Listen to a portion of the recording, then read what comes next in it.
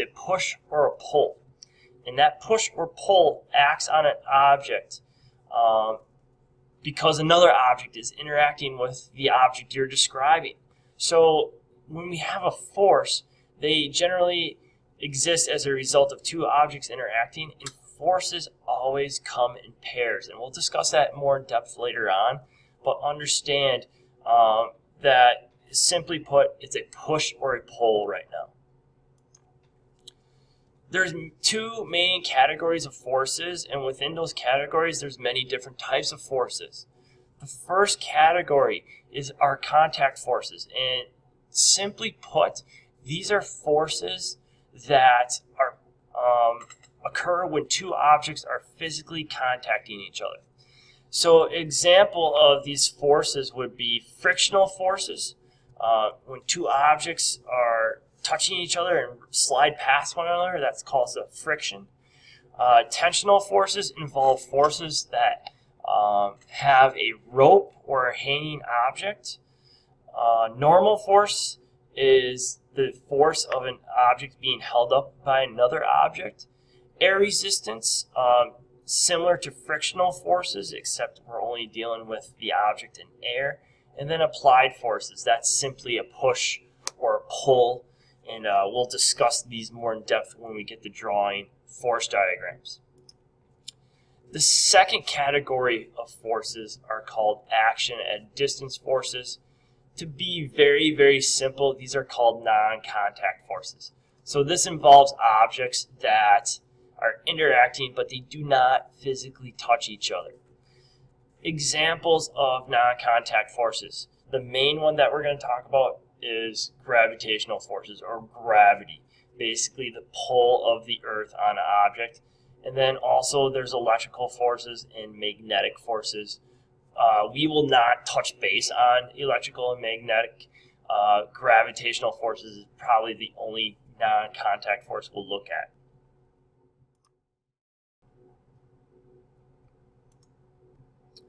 Measurement of the force continued. Basically, a force is what we call a vector quantity, and that quantity basically signifies both magnitude and direction of a force. Magnitude will describe the size or the numerical value in newtons of the force, and then obviously the arrow will point the direction the force is acting in. When we look at measuring forces, we are not really concerned per se about the actual value all the time. You will have to calculate some forces, but you have to understand first before we get that a force can be balanced or unbalanced. A balanced force means that the magnitudes of the forces acting on the object are opposite in direction and also the same power. Okay, so the magnitude is the same, and then, the direction is opposite. So if we look here, the forces on the left here are balanced forces because, one, the table is pushing up on the book, the gravity then is pulling downward on the book. Well, it's the same. The object is not moving. Therefore, the magnitude of forces acting on the book are the same, and the directions of the forces are opposite. Whenever you have a balanced force, the object is at either a constant speed or not moving. In an unbalanced force, we have forces acting on the book here that are not balanced. So what we have here is this book. It says the friction between the table book surfaces exerts a leftward force upon the rightward moving book. So if this book is moving to the right, and we have a table with a pushing up and a gravity force pulling down, and those two are equal in magnitude and opposite in direction, well, the up and down forces are balanced on this object. However, it is moving down to the right, and we said it has a frictional force moving to the left.